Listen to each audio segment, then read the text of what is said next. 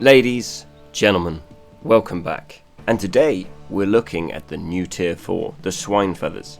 A very interesting unit considering its range with an anti-cav capability that causes a little bit of havoc for anyone that runs cavalry, because ordinarily you would see some range units if they're on their own with nobody protecting them and you just run them over.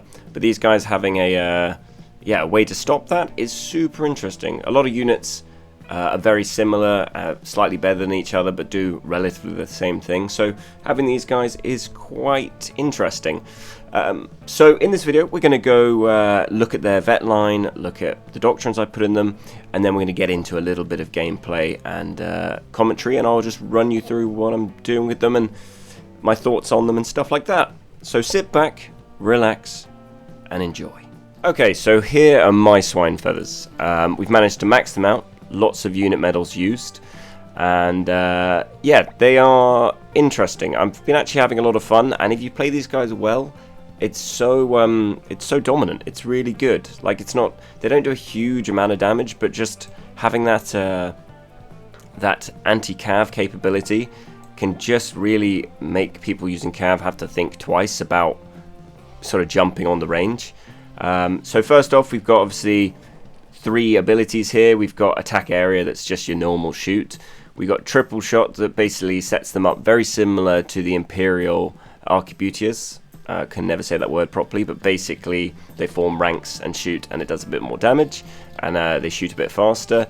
And then we put down pikes. I'm not even going to attempt to read that, but basically they put down their sharpened stick in the ground, and it's lasts for about 14 seconds depending on your vet line, and it's surprisingly effective. It does have its irritations, definitely. When you put it down, if you're standing in the location where they're putting it down, it will just sort of bug you out, and you have to sort of leap your way out of it. But nonetheless, it's pretty cool, and it sets down a lot faster than I thought. I saw people on the PTR put this down, and you had to sort of aim where you're going to put it, then they had to run over and put it down, and that obviously got changed to you just click the button and they put it in the way they're facing, and it's pretty much instant. That makes a huge difference. Attribute wise, 5,300 health. It's not bad. It's not bad. It's about the same as the Kriegsrats. That's nice. Some half decent defenses, nothing major. Decent piercing damage, decent piercing penetration, and there's 24 of them, of course, 24 head count, so that's quite a lot. That's nice. Ammunition's relatively low, but it's enough. So yeah, let's get into the vet line. Now, my vet line is a bit strange, so I'll go through my thoughts of this. Obviously, top line, you get duration of triple shooting. That's good. That's good. Few more seconds. It's only like 4.5 seconds more, but still good. Increase your block break, some more ammunition, reduce the cooldown of triple shooting. That's good. And then your stick in the ground, your pike in the ground, does 20% more damage to cavalry. Now, in my mind, this is not really needed. You'll see in the clips, plenty of cavalry runs into my spikes, and barely any of my spikes get broken. So I didn't really feel the need for that. And then this side, we obviously get the endurance. It means obviously they last longer, in terms of they can take more punishment. And then we've got reduced range damage taken. We increase movement. That's that would be quite nice. And then reduces the cooldown by 2 seconds on your pike in the ground. So here's my theory on this. Is some of these, I don't think these really make too much difference here. Yeah, they're nice, but yeah, whatever. So I went for split. I want my my pikes in the ground to last longer. So this increases their duration by 2 seconds each. So we get another 6 seconds of the spikes in the ground. That I think is very important. We gain another 10 meters of range. That's nice. So we can hit things from far off. We gain increased rate of fire by 10%. More defense, some more health. 15% piercing damage, some more critical, some more piercing damage, and then we get a nice 5% triple shoot. Now, this probably won't be for everyone. People have their opinions that this is wrong and this right, but it seems to be working out well for me. It kind of gives me the best of both worlds without losing out on obviously having some good stuff here or some good stuff there. I've just kind of gone for the all-round. So that's what we've done. And then Doctrine-wise, we've got a hero damage Doctrine, tier 5. We've got tier 5 gun defense. We've got tier 5 sort of increased rate of fire, increased damage to cavalry. We've got the Swinefeathers like Doctrine, challenge Doctrine, that is basically a mandatory if you're going to be using these guys to shoot. It's kind of brings them up to speed. Otherwise you wouldn't pick these guns over any other guns, because they're not the greatest of guns. They're very accurate, but they shoot really slowly. And then we've got 20% accuracy, so some really big boy Doctrines in there. But yes, mandatory, you want to get yourself this one. Right, so now we've looked at that, we are going to get into a little clip or a little gameplay, and yeah, I'll just commentate over the top and we will discuss what I'm doing and yeah, how it goes. And here we go.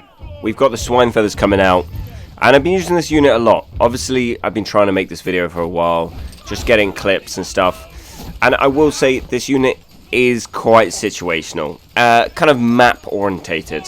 If there's a good big cavalry map, then these guys are superb. They're really, really good.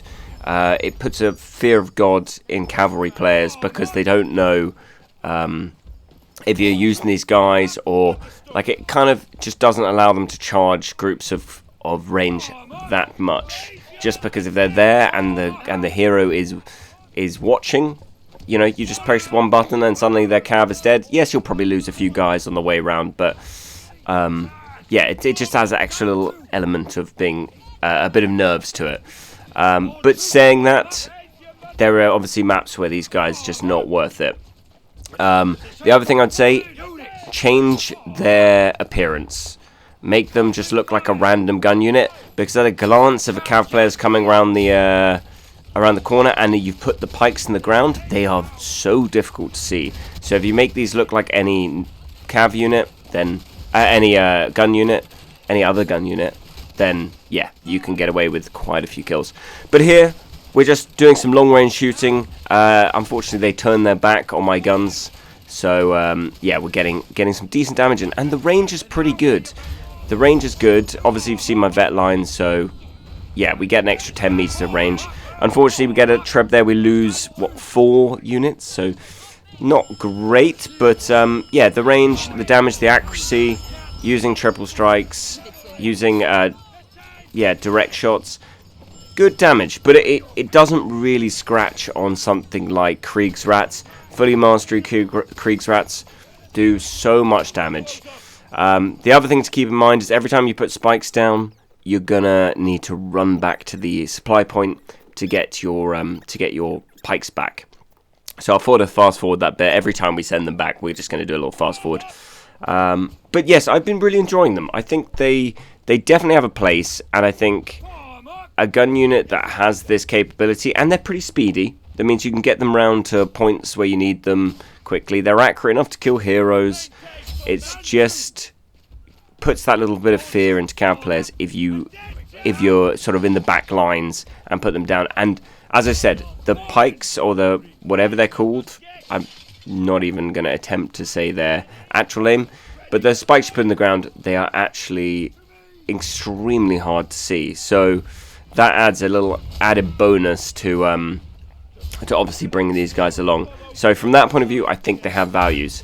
Luckily, in this spot, one of my guns clued me in. He turned to shoot at some cav coming around the corner, clued me in to what's going on, and here we go. We got some cav coming around the corner. I put down the spikes, moved my unit out of the spikes, and we wipe half that cav unit straight away. We start getting on the guns, bagpipes inspiring us, and that's an entire cav unit wiped out. And look, my spikes are still there. They didn't take too much damage, and that's exactly the reason why I go the vet line that I'm going. I didn't need the 20% extra damage. I didn't need that. Maybe that will change when tier 5s come out.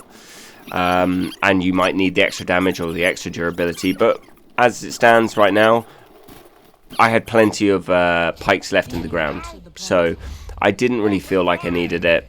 Right here, we're just sniping a few. I think it's some rattan marksmen that are just left over there. So we just take those out. Reasonably good range. I think the extra 10 meters does help with that.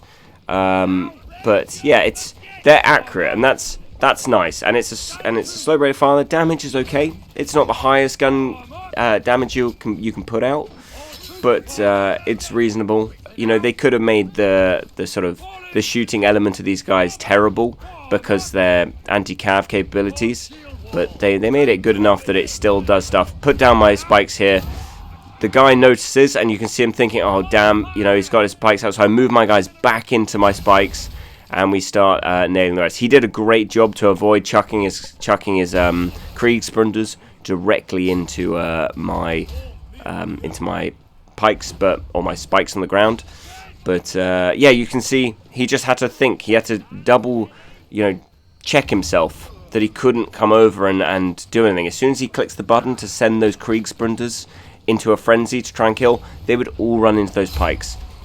And then from me moving my guys back into the middle of the pikes, knowing that there's not really much he's going to be able to do to me while these are up. And that's exactly the reason why I take the extra duration of them on the ground. It's another 6 seconds. Doesn't sound like much, but another 6 seconds is the difference between you losing the unit and not. He could have just stayed out the side, maybe lost 6 or 7 of his units from me shooting at them, but waiting out the pikes and then killing my unit. But because I've got that, obviously I can last a bit longer.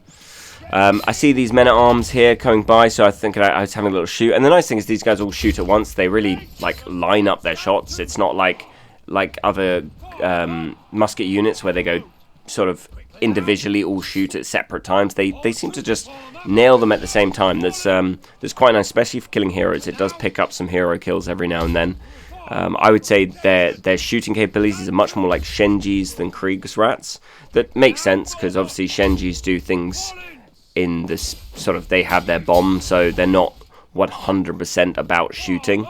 And these guys are not 100%. They're an anti-cav unit, I think, foremost, rather than shooting, to be fair, because the spikes in the ground, they do so much damage to cavalry, even without the extra vet point. But yeah, so you've got to use these guys in sort of in a way that you know Cav's going to want to eat you. It's going to want to come and get you, but yeah, you just catch it out. You're almost tricking it to want to come and kill you. That's a weird way to play. So it's taken me a little bit of time to get used to it, but you kind of put yourself in those areas where you wouldn't normally want guns.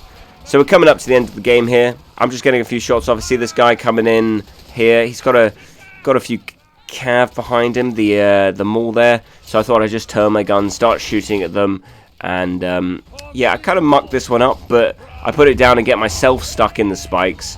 I was going to move back, but it was coming up to the end of the game anyway, so I was just going to leave them to shoot. And yeah, it's wiping out the cab. Nothing can really get by. They pick up a kill for me, and yeah, that's basically the end of it. But yeah, really, really solid unit. I'll get into a little summary and what we think. Pick up that kill. We still got a few guys tickling away. We're going to bring them round the side here. Just claim the last of these peasant unit here, the last of these serfs or woodcutters or whatever these are. I think they're serfs. And that will spell the end of the game. But yeah, very enjoyable unit, very interesting. We'll get into a little summary, but they did really well protecting that one side. So, into conclusion. I really like these guys. I think they have a good place. Then their shooting is not too overpowered, but their spikes, or their pikes in the ground, are super solid. It makes people think twice. You really have to sort of check what you're going to be charging at, just in case these guys are in that back line. And I think that's quite a good thing for the amount of cav that runs around, just being able to chuck like scout cavalry around the back and just press one button if they're fully mastered, and they just charge at everything and kill a ton of range units in the back. These guys might make it think twice about that. So yeah, really enjoyed them. Can recommend. They are hard to play, and I wouldn't play them on every map, but overall, I really like them. I really, really like them. So, yeah, go get them. Go get them, boys. Anyway, if you enjoyed this video, I'd really appreciate the sub. Take care, and I will see you in the next one.